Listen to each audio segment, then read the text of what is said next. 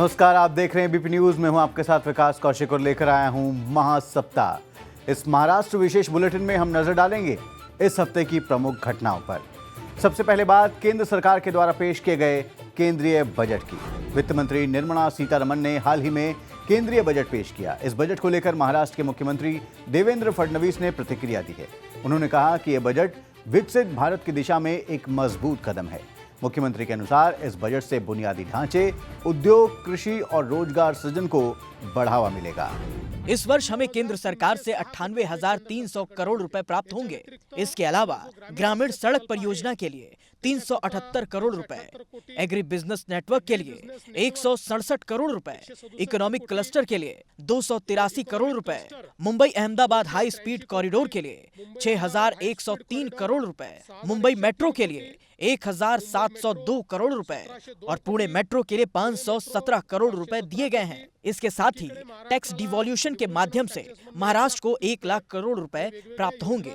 इसके अलावा विभिन्न योजनाओं के तहत भी महाराष्ट्र को इस बजट से बड़ी मात्रा में निधि मिली है। अब रुक करते हैं अगली खबर की ओर। महाराष्ट्र को मिली पहली महिला उप मुख्यमंत्री। सुनेत्रा अजीत पवार ने राज्य की पहली महिला उप मुख्यमंत्री के रूप में शपथ ली।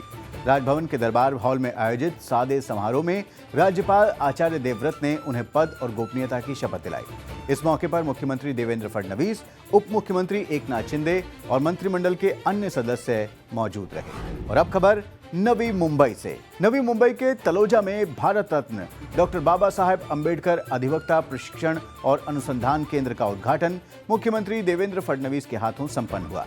इस केंद्र के माध्यम से विशेष प्रशिक्षण, मार्गदर्शन और कानूनी अनुसंधान की सुविधा उपलब्ध कराई जाएगी। इस केंद्र की स्थापना महाराष्ट्र और गोवा बार काउंसिल के माध्यम से की गई है। मुख्यमंत्री ने कहा कि कानून की किताबों में पढ़ाई और उसके व्यवहारिक उपयोग के बीच बड़ा अंतर होता है और वकीलों के लिए निरंतर खुद को अपडेट रखना बेहद जरूरी है।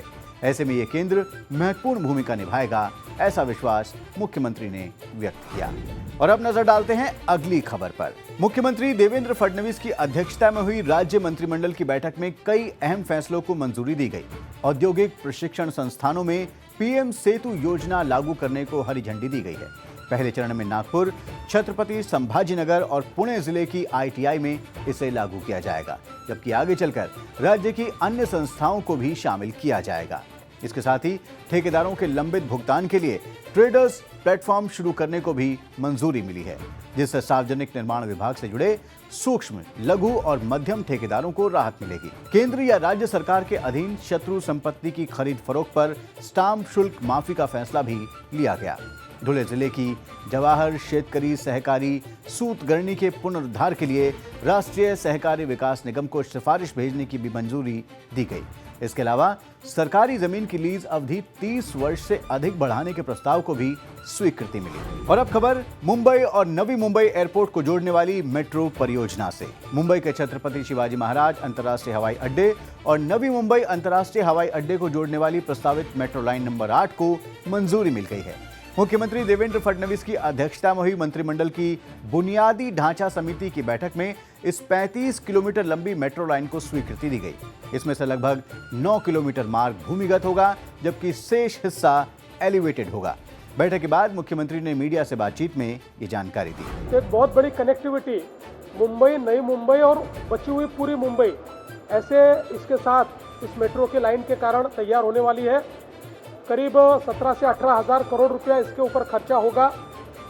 ये पीपीपी पर रेलवे लाइन, ये मेट्रो की जाएगी।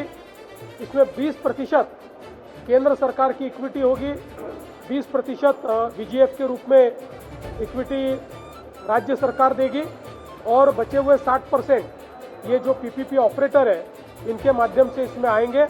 और हमारा प्रयास है कि 5 वर्ष का ये पूरा काम है, इसको 3.5 वर्ष में पूरा करने का हम लोग प्रयास करेंगे। और अब खबर ठाणे से। ठाणे में जीतो संस्था, महावीर जैन ट्रस्ट और दादा भगवान फाउंडेशन की पहल से निर्मित भव्य त्रिमंदिर का प्राण प्रतिष्ठा समारोह उप मुख्यमंत्री एकनाथ शिंदे की उपस्थिति में संपन्न हुआ।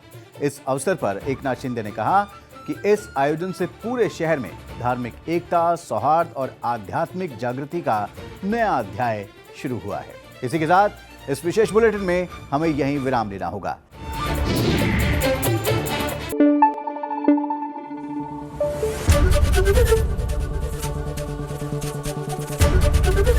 एबीपी न्यूज आपको रखे आगे।